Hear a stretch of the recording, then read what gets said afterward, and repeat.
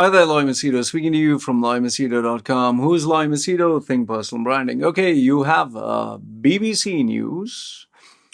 This female, Shamima Begum, who was, according to the headline, I'll read the headline first. And by the way, you let me know your comments and thoughts down below. Okay, so this female, Shamima Begum, it seems, she claims that she was trafficked by IS to Syria for sexual exploitation, tribunal hears. Poor thing. She looks like a poor thing. Poor thing. Yes. So let us read. And she says, I'm not a monster. Oh, ho, ho, the Shamima Begum story. Now they're trying to portray her as an innocent little poor baby. Okay.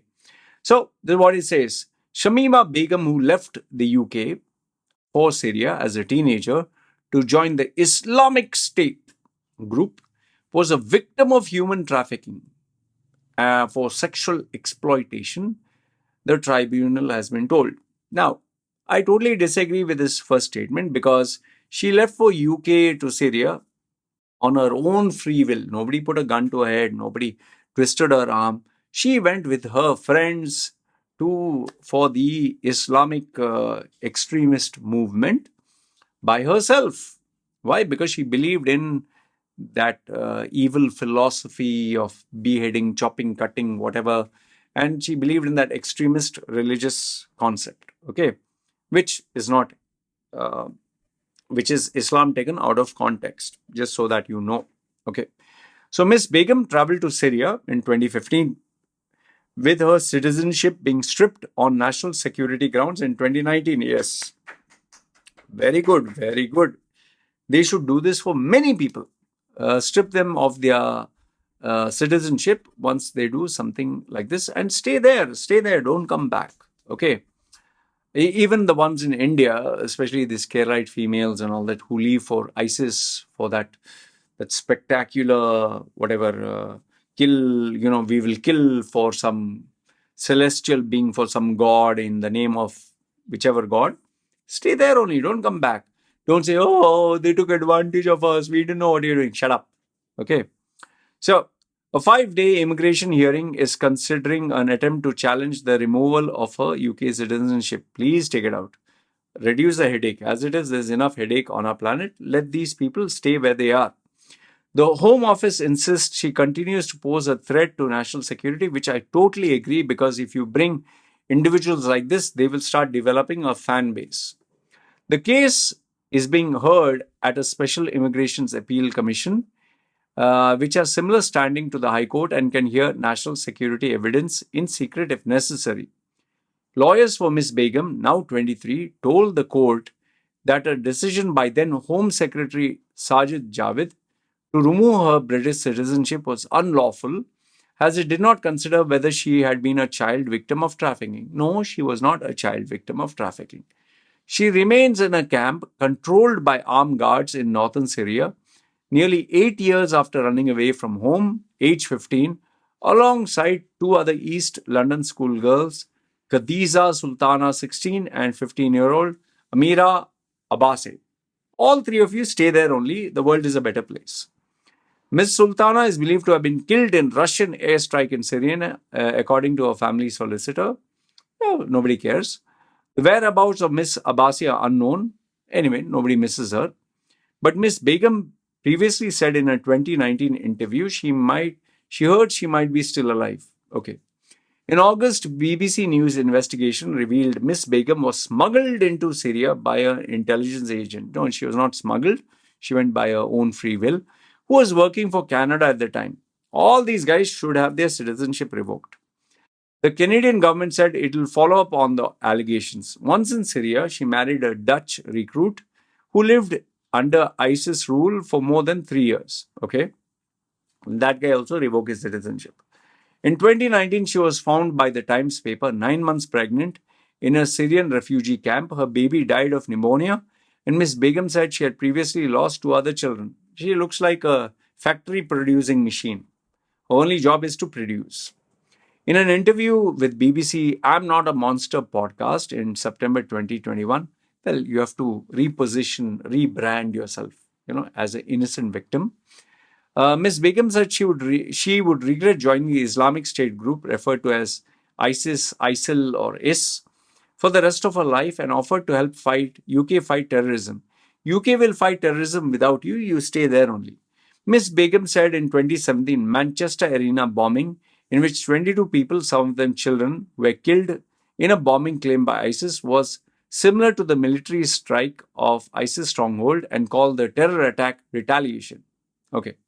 It has been 8 years since Samima Begum disappeared from the East London with her two friends. They were heading to the Islamic State group, and for more than a year, I've been talking to her in a dusty detention camp in northeastern Syria. It is where she and other women and children who are associated with ISIS are held. Throughout an extensive series of interview for the I'm Not a Monster podcast and a BBC Two documentary, Shamima claimed that she's a victim. Okay. She also said that she never made it to Syria without the help of a smuggler named Mohammed al Rashid.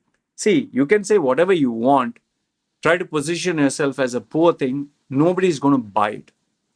Mrs. Begum's lawyers argued at the tribunal that evidence has she has been a victim, and the evidence is overwhelming, and depriving of British citizenship was disproportionate means of addressing any alleged security risk.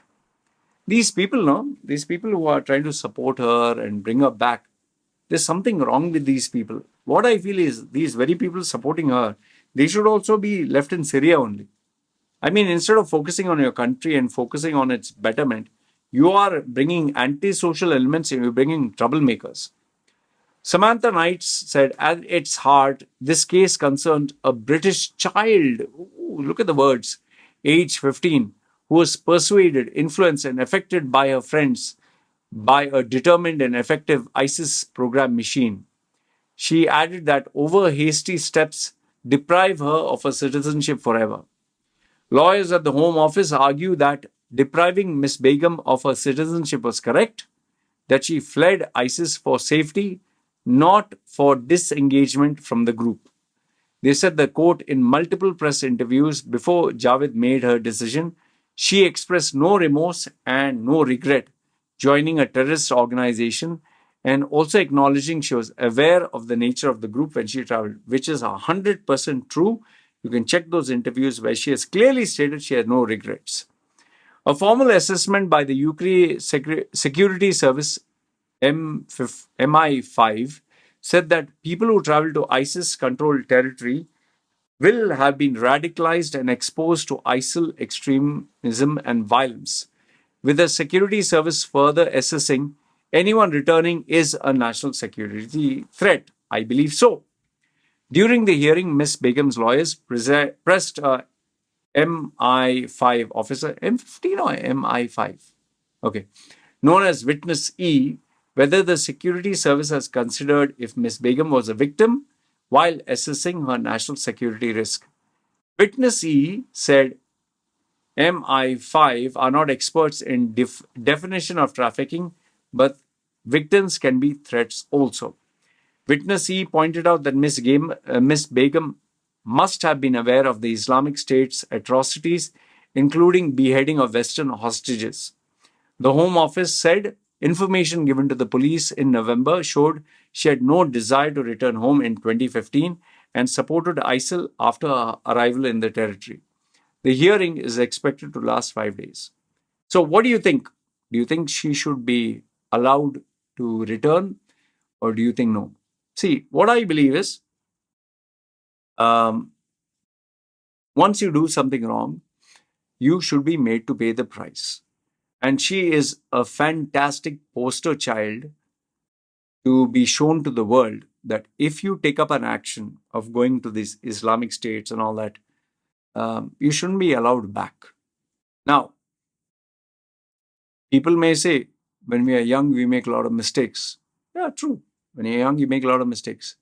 But let's assume you make a mistake and you have an accident, you lose your arm, you lose your leg. You think you can magically get it back? Let's say, for example, she was involved in killing some people.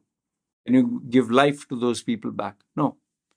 She took a decision. She went to these states. chopping, cutting, whatever. Now pay the price for it. Nobody wants her back. At least if I was in UK, I wouldn't want her back. Would you want her back? If you want her back, let her come and stay with you. That's what I would say. These people who are championing for her to come back, I would say, why don't you adopt her? Why don't you take the risk? Or why don't you go stay with her? For me, I don't look at her as an innocent little thing. I see her as a massive problem that cannot be contained. Anyway, these are my views. You let me know what are yours. This is me signing off. Take care.